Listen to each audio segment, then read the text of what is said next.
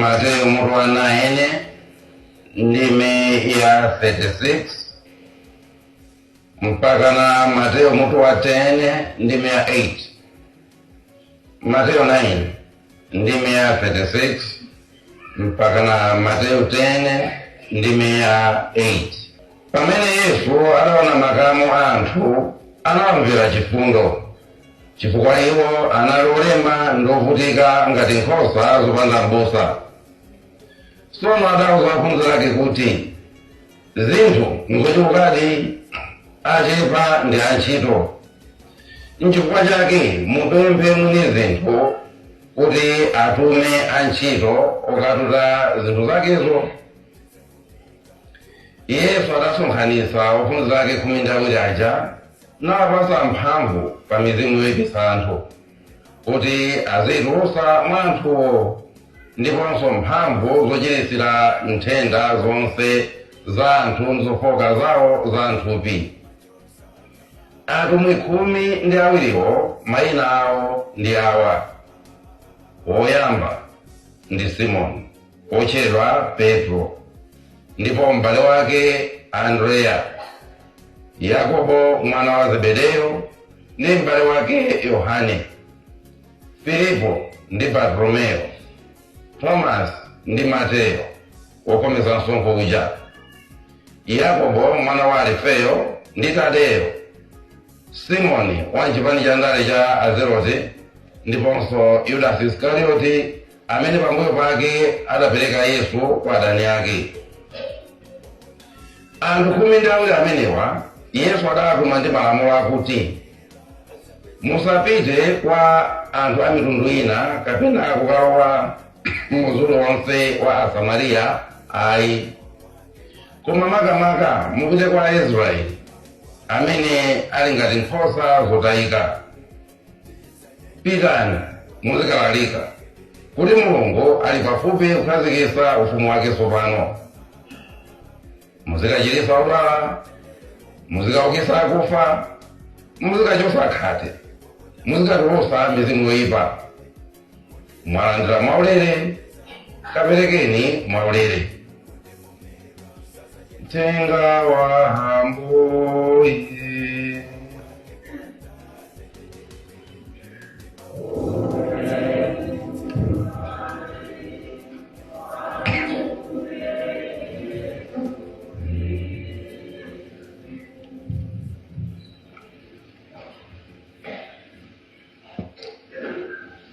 Mawathu onse alero akutikumbutsa kuti tisamakhale anthu okhutitsidwa ndi kungokhala oonerera.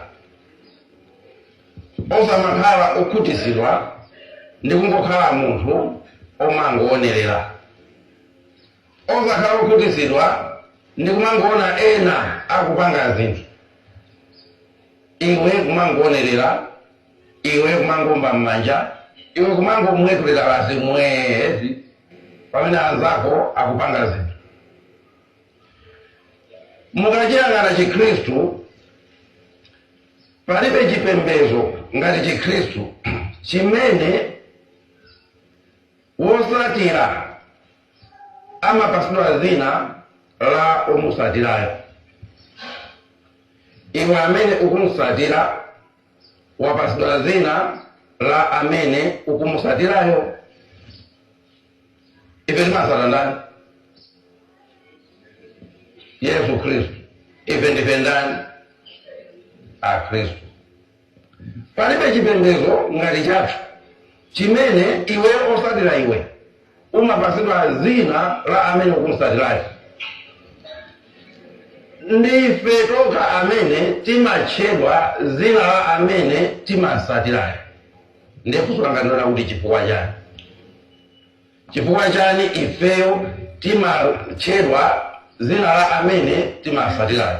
Mukatenga ntchito za atumwi 11 ndime ya 36. Ntchito za atumwi 11 ndime ya 36. Simapeza changu kunosa pamwe Bible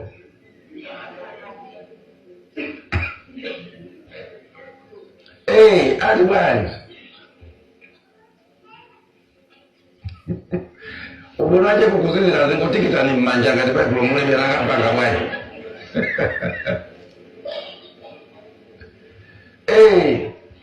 Mchiro 11:6. Ndali 26 abale.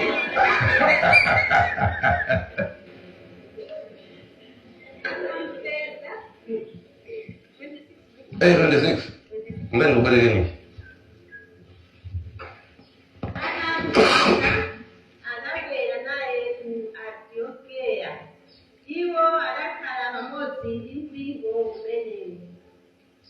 Chaka chathupi naphunzitsa anthu ambirimbiri.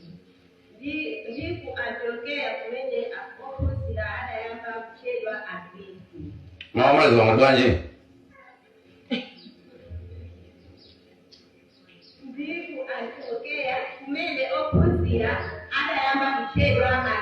Akuti ndiku Antiokeya kumene ophunzira anayamba kutchedwa ndani?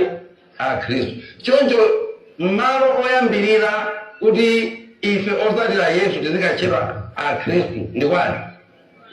Ku Antiokeya. Ku Antiokeya kumene kunachokera zina la Thuli kumene anthu osatira Yesu Khristu anayamba kutchedwa Akhristu.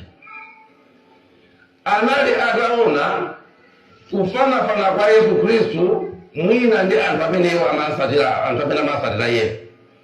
Mpaka na anthu ake aku Antiokeya anatchula amene amamusatira Yesu kuti ndi Akhristu. Kodi ndizoona kuti munthu uzikatchedwa dzina la Mulungu wako? Simati Yesu ndi Mulungu wathu? Kodi ndizoona kuti munthu uzikatchedwa dzina la Mulungu wako? Cholinga chako chingakhale chani kuti uzikatchedwa dzina la Mulungu wako? 2:7 ndi 14. 2:7 ndi 14. Mandi mukumvesa chisoni bwanji?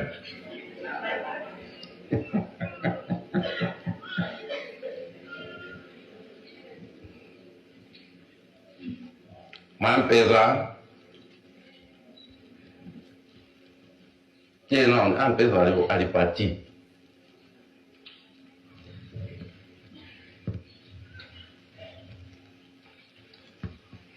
Ndipo anaanga amene amakhala zinawanga akaziteletsa nazenzera ndikufuna mbobo yanga nasiyani zazawo kuishi pamene paine ndisamba kumambala choncho ndidzawakhululukira zoyipa zawo ndikupulumutsa dziko lawo. Akuti pamenepo anthu anga amene amatani? Anthu anga amene amatchulidwa dzina la ndani? Langa.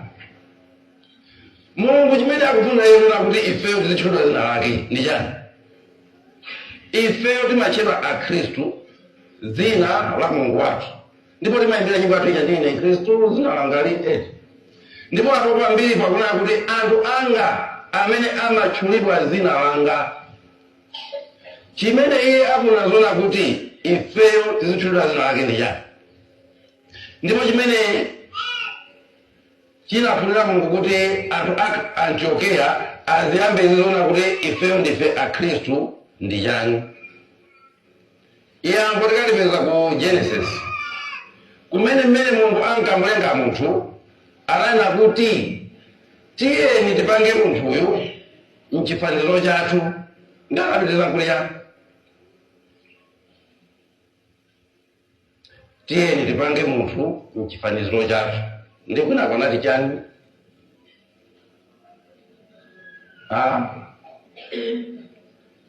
Ndikuna Mungu kufanizira kwangu sala chonchi. Ndapanga kuni kwa kutali. Ndekwangu sala chonchi. Tiyeni tilenge munthu m'chifaniziro chathu ndi Genesis 1. Anamaliza nkuliya. Koma ndiye kusakatu.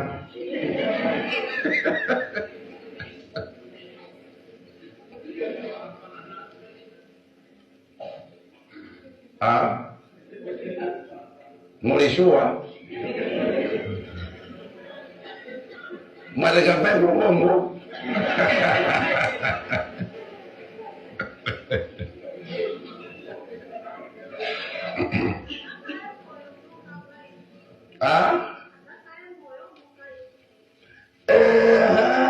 Mwangu jiponya.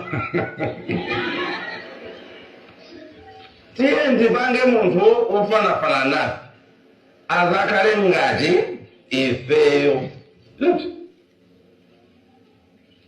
Amadero tiye ndilenge muntu ufana nafe azakale ngati ndani ifeyo.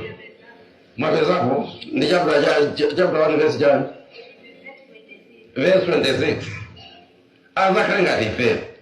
Choncho ndikumbuka Mulungu kuti inuyo ndi ine tikale ngati iye.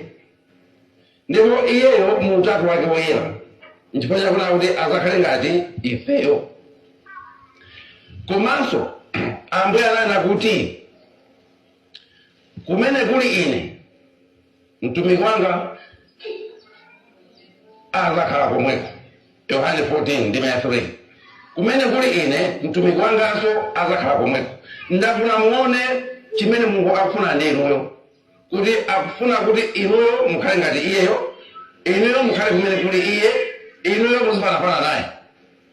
Komanso Ambuye ananena kuti zimene ndikupanga ine, aliyense amene andikhulupirira zimene ndipanga ine naye azatani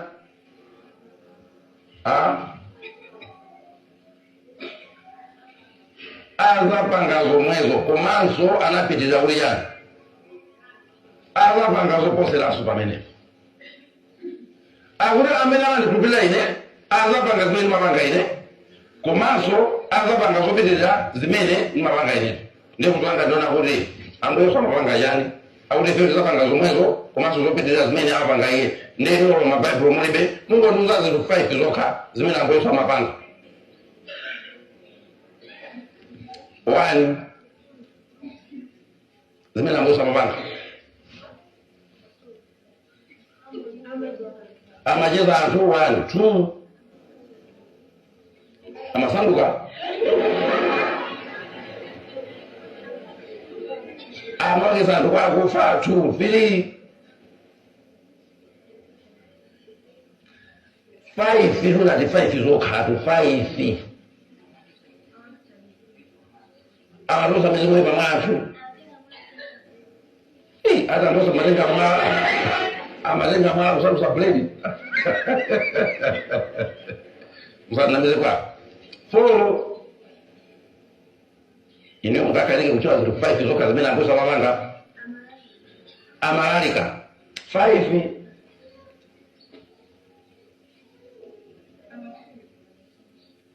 mwene tamaliza nkhani 5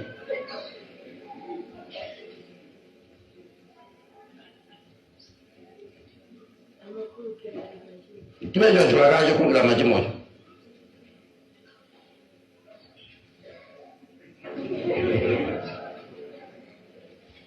Usadandaula kutanzaya hapa mbuye tamalizeni chimozo joka chimene Ambuye samapanga. Ndi mazuwa kuti wazazo kujazo anacheza anthu 5,000 Ambuye Yesu anacheza anthu 5,000. Ndiye akunena kuti zimenezi inuyo ndine tikuna kuwazani kumazitha. Kuchiriza anthuko tikwena ife kumata, kutusa mizimu ipako tikwena kumata, kusanduza zokudya kuneledwako, kuchungiza zokudya tikwena kumata, kukhululukirako tikwena kumata, kulalikako tikwena kumata. Lero Ambuye akufuna kuti agawe zintchito zake zimene iyeyo amapanga. Ambuye akutiyitanira zintchito zake. Ndiye mukapita ku uthenga wabwinoja nkhani yake ndimeneyoyo akufuna kuti inu ndi ine tikhale Yesu wina. Akufuna kuti inu ndi ine tikhale kayesu kena kake. Inuyo mukhale timilungu. kuna nini kwakwa kuna mkali mirungu Mulungu afuna kuti ifeyo tikale timirungu ndi Mulungu mmawu oyamba aja kunena kuti Mose ukawuza Israeli anaona mmene zimene ndinapanga ndi Aigupto mmene ndinathibulira komanso anaona mmene ndinakondera iwo pakuwanyamula ngati amati chichani kandi chombankhanga kandi chani nanyamula kumapiko anga choncho kumuza kuti ukawuza Israeli ayang'ane zinthu ziwiri zimenezi 1 ayang'ane mphamvu zanga 2 ayang'ane chikondi changa mphamvu zimene ndinazionesa pakuwagonjesera adani awo chikondi chimene ndinazionesa pakuwanyamula iwo ndi kuwateteza aziyang'ane zinthu ziwiri zimenezi ndipo ndifuna kuti iwo aone mphamvu zanga akaziona azindikire kuti ndikuwayitanira mphamvu zimenezi kuti nawonso akhale ndi mphamvu ngati zomwezo inuyo ndine Mulungu tayenda naye kuyambira nthawi imene munabatizidwa kufika na tsiku la lero chimene afuna chona kuti amene ife timansatira tizimustirira mpingo wathu matifunsa chimenecho amene timamusatira tizimustirira amene ali osatira akuyenera kumansirira amene akumusatirayo mwana wa sukulu akuyenera kumansirira aphunzitsi ake akamamphunzitsa azisirira chani sikuti azisirira maonekedwe awo tuyayi azisirira nzeru zawo azisirira kuthekera kumene aphunzitsa ali nawo ndi azinena kuti ine ndikufuna azita kufotokoza subject iyi mmene aphunzitsi awo amafotokozera ngati mwana wa sukulu sangasirire aphunzitsi pamene pali bwino aphunzitsa chakamaphunzitsa mwana kuti akumawaso ndiye kaya basa awaso ndiye kaya basa ndi kuti zikuyendapo mwana akhalona kuti akusirira nzeru za aphunzitsi ake akusirira kuthekera kwa aphunzitsi ake ndi kumafuna kuti Yesu azipanga zomwezo koma anamazi kwa mwangu sira majeketi aphunzitsi basi azinkana aseka aphunzitsi tawo ni jeketi lawo basi ndimaombe ine ndine mmene timusata Mulungu ndi chani chimene timasirira pa iye nchifukwa chimona kuti mumpingo mwathu muli nkhani ya kupembedza ija timatenga Ukaristiya kusiya paja ndikumauyang'ana nkhani yake sina tikuyenera kumsirira amene ifeyo timamusatira njira ya mtanda timayika zithunzi zikumumu ndikumazisata ndikumaziyang'ana cholinga chimakhala chani tizimsirira amene ifeyo timasatira tikamsirira ameneyi ifeyo tizatengera chimene iyeyo ali amene ukumsirira mmawa umakayesera zimene iye uja akupanga mwana akuyenera kumasirira makolo ake kansika nakasa kwasirira amayi ake ine mumafuna tazakhala ngati amayi angawo koma mwana afike pachipona kuti amayi ine kuzimafuna tazakhala ngati inuyo mwana wa mamuna akwasirira abambo ake ine mumafuna tazakhala ngati mtawa wangayi pali chiyana tinamona kuti tatengera ngakhale mugu ya abambo ake abambo ake kamatochi sikuna mukapeza nafuso kabweza fututu mwana akhale munthu amene akutha kuwasirira abambo ake ngati ndi lukholo losasiririka ndi mwananu ndesizikuyenda ngati sakakusirireni muuzeni mphwanga uzindisirira ineyo ndizofunikira ndiyenda kuna tupasira anthu awiri atatu amene anasirira Mulungu munthu nambala 1 Solomoni ndipo chimene tikusirira apa tikusirira mphamvu zake za Mulungu Solomoni mukatenga nkhani yake 1 Mafumu 3 ndime ya 9 Mulungu anafunsa Solomoni tasankha chinthu chimodzi chimene ndikupatse Solomoni anasankha chani nzeru za chani zankalasi zoti azitani singana ngoti nzeru riya sana ngopempha nzeru za chana zifotokoza kuti afuna nzeru za mtundu chani 1 Mafumu 3:9 ndipo zanga timene Solomoni anapempha nzeru za mtundu chani nzeru zoti azilamulira komanso aziziwa kusiyanitsa za mtundu zotani zoyipa. Komano mukapita ku Genesis 2 ndime ya 16 mpaka na 17 mungobwerera ku Genesis 2 16 mpaka na 17 akwaya Genesis 2 16 16 mpaka na 17 ati bwanji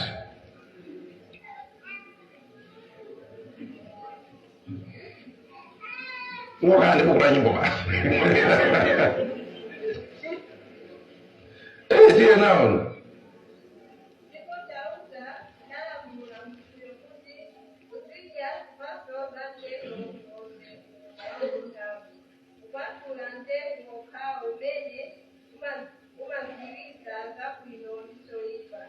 nebaya bakaniyo utakuja mtengo wina uloze mundamo kupatwa uti kupatwa utiwo umeno mazoeza zabu na nzolani Solomon anapempha chani nzeru zotani azijani chani ndizo kwa wati chinthu chimene Mulungu anamuleza Adamu munda wa Edeni kuti mtengo uwu ndi wanga okha iweyo mtengo umene usakugunde mtengo woziwisa zabwino ndi zoyipa amene aziwa zabwino ndi zoyipa ndani ndi Mulungu yekha chifukwa ife nthawi zati mayina kuti chinthu choyipa mmawakulanzikira kuti chinali chachani chabwino anamuza kuti mtengo uwu ndi wanga koma Solomoni akulimba mtima tukapempha mtengo wacho omwewo ati ndizidwa kusiyanitsa zabwino zotani zoyipa swa Mulungu bwanji pali papa pali chilungamo Adamu ndi Eva anadala nawo kubwanji kuti asadye mtengo umene Solomoni ndikukampasa mtengo omwewo. Solomoni akusirira nzeru za Mulungu akamona Mulungu mmene analengera zikoli mmene akulendesera zikoli Solomoni mtima wache miya amwene kuna kuti nanenso mundikaire nzeru zimene zona kuti nane zisakuyendesa anthu anuwa. Adamu ndi Eva anamanidwa chifukwa chani anamana chifukwa chona kuti njoka inauza kuti Mulungu akukunamizani mukadya izi mufanafana ndi Mulungu ndiye kuti Mulungu simukusowanso. Choncho amafuna kuti mtengo uja iwo Mulungu asamusowe pamene Solomoni akunena kuti wambati ndina kuti ine mtumiki wanune mundipase nzeru zosiyanitsa zoyipa ndi zabwino kuti ndilamulire anthu anuwa. Solomoni agwiritsa ntchito nzeru za Mulungu kuti apangire ntchito yake ya Mulungu. Adamu amafuna agwiritse ntchito nzeru za Mulungu kuti ayime payekha. Ino ndine tizisirira titakhala ndi nzeru ngati Mulungu. Tizisirira titakhala ndi kuthekera ngati kwa Mulungu. Namba 2 Petro. Petro anamona Ambuye akuyenda pamadzi anati chani Ambuye ngati ndinu mundilolenderani ndibwere ndizayende nawo pamadzipo. Mateo 14:22. Petro akupempha kuthekera kwa Mulungu kuti iyesu naye athe. Akupempha zimene Ambuyesu amatha kuti nayesu athe. Ambuyesu anankaniza anamuza kuti bwera Petro anyamuka ukayenda pamadzi. Munambe kwenda pamadzi Petro anayendapo wanyamuka Petro kutuka mukuwote muja anzache Petro ukakwada aliti ukaenda pamadzi. Wapita ndikumakaenda pacha cha andu Petro akwenda pamadzi. Kena kwamba kumilaso nayeso ambaso kumilaso andu amba kunsekaso. Koma Petro anapempha mphamvu za Mulungu kuti akaende pamadzi ndipo Ambuye anampasa ndipo anakaenda pamadzi pacha. Ino ndine mulungu saumira mphamvu zake akufuna kuti zimene iye anatha inunso muzitha.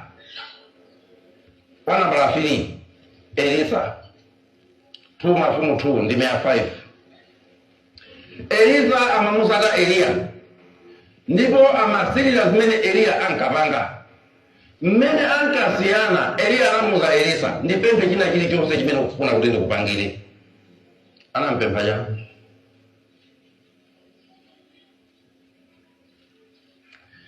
atamuza kuti Elisa ndipemphe chilichonse chimene ukufuna kuti ndikupangire.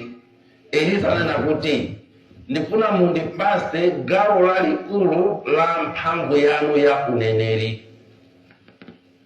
Mundipase gawo lalikulu la mphamvu yanu ya uneneri.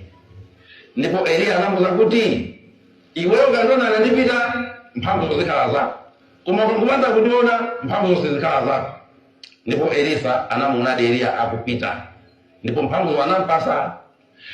Atampasa mphamvuzo, mukakawerenga buku la 2 Mafumu muona kuti Elisa anapanga zozizwitsa zambirimbiri.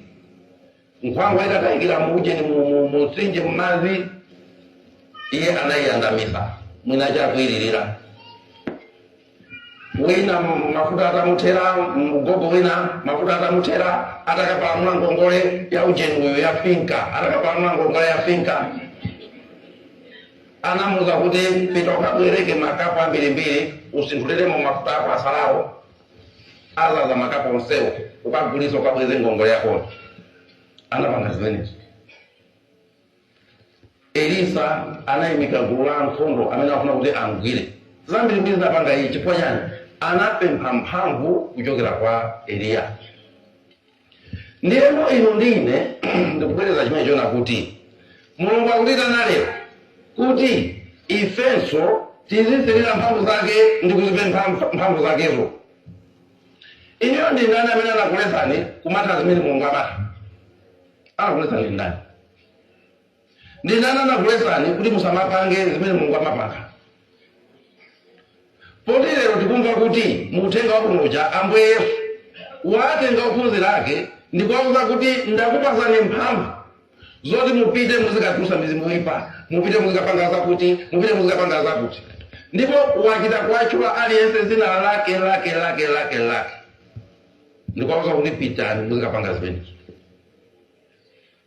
Akuti muzikachiza anthu. Chifukwa chani ifeyo lero mphamvu zimenezi timakhala ngati tilibe? Chifukwa chani ifeyo lero sitimatha kuti tipange zimene Ambuye athu amapanga? Nkhani yake sina. Anthufe tilibe chidwi chotenga nawo mbali pa zimene Ambuye akutiuza. Tilibe chidwi chona kuti ife tizangokhala anthu ongoonerera. Ambiri mwa ife timafuna tizingokhala paja pa benchi ndikumaonerera.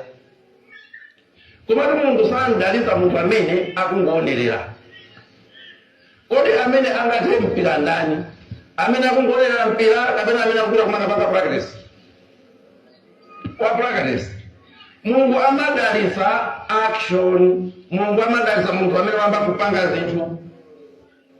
Ndiye tikakhala anthu amene tikungofuna kuti tizingoonera, sitingapange china chilichonse.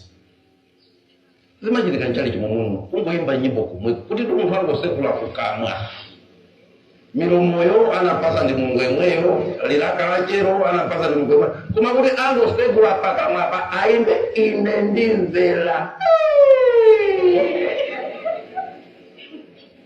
Ngati kuti amata bostik pakamwa. Nyimbo ya bwino wa keyboard kwika popo chikeyboard chake cho wamo manaimba kuja kuti atekezeke akundeka mwendoka ata mwendo mpaka kuti muna ndi chimtengo chinake chonenepa akulepera kuti afunde. Chimabuda ndi chani kuti munthu utenge nawo mbali pa zinthu? Kuchali chikuno sitimabwera kuzangokhala ngati tili ku stadium. Kuno timabwera kuti tilowe nawo muchipembezocho. Kuno kuti mabwera chonga chona kuti iwe ulowe nawo muchimene chikuchitikacho. Ngakhale kamapanga misa mawu ambiri kuchako amanena kwa ansembe ife tili chete. Koma chimene timembekezera kuti tizipanga ndi chani?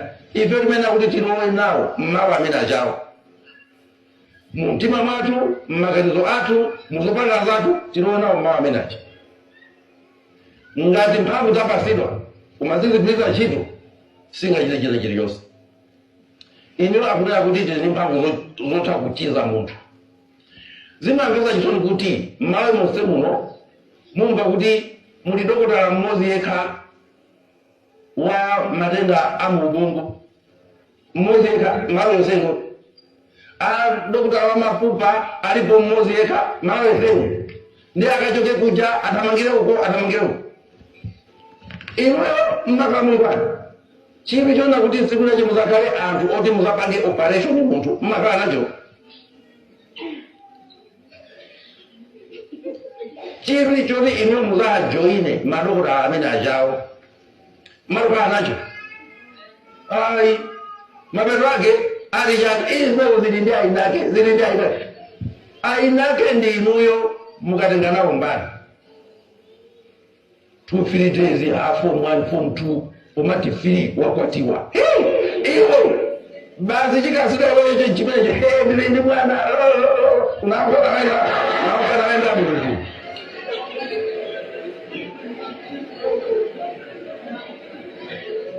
mmawa moti mukhale ndi chidwi chotenga nawo mbali pakupanga zinthu zazikulu ngati zimenezo ayi tingopanga zophweka zomwezi kukhala ndi ana basi kumapita basi naupanga geni naolowa Mozambiki ine ndine wasimako basi lero ambuye akutitana kuti mphamvu wati basi kuthekera tili nako tiyambe kugwiritsa ntchito zimene iyeyo akutipasazo chingosowa ife nchona kuti siku zili ndi ainake ndi ifeyo koma izo zili ndi malamulo ake ndiye ife tiyasake malamulo tiyagwiritse ntchito sikuti amene amathawo kuti ndiye anzeru kapena ndi achani ndi anthu amene akukhala ndi chidwi akusakasaka malamulo akusakasaka mulunguja akatero akatulukira malamulo aja akumapanga zinthu zazikulu ino ndine tisakale anthu omangoliona zikoli ena analiyendesa kungokhala anthu omangolandira zikumagwiritsa ntchito koma tikhale anthu amene tikudziwa kuti kuthekera kumene mulungu anayika mwa wina aliyense ifenso tililako timpemphe mulungu ayike mwa ife kusirira osati zimene iye amatipangira koma tizisirira mphamvu zake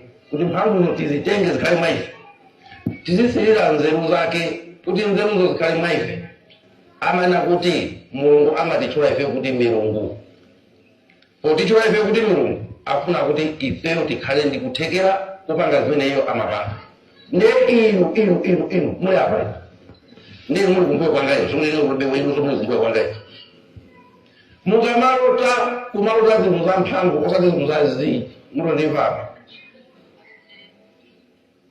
mukamasirira osamangosirira zimene zikuchitika koma kumasirira mphamvu zimene zili kuseri kwa zimene zikuchitikazo iwenso ukhale ndi mphamvu zimenezi ukakhala ndi mphamvu zimenezo ukhala ndi kuthekera kumene ukatero zikuyendera ndiapo tikumveni mmawa muzamange ukwati wangu